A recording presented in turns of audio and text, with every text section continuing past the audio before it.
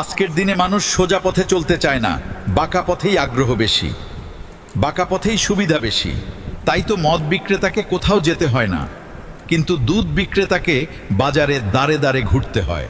আমরা সর্বদা দুধ বিক্রেতাকে বলে থাকি, দুধে জল মিশাওনি তো, অথচ মানুষ মদে জল মিশিয়ে খায়। আজ অবধি মানুষকে এতটুকুই চিনলাম। কচু পাতা দেখেছেন নিশ্চয়ই, উপরে সবুজ আর ভেতরে চুলকানিতে ভরা। ঠিক তেমনি কিছু মানুষ আছে, বাইরে থেকে দেখতে ভীষণ সুন্দর পরিপাটি, কিন্তু ভেতরটা আবর্জনায় ভরা। সাপ দুধ খেয়েও বিষ উগড়ে দেয়, আর গরু ঘাস খেয়েও দুধ দেয়। সুতরাং দোষটা খাবারে নয়, পার্থক্যটা স্বভাবে। নিজের যোগ্যতা নিয়ে কখনো অহংকার করবেন না।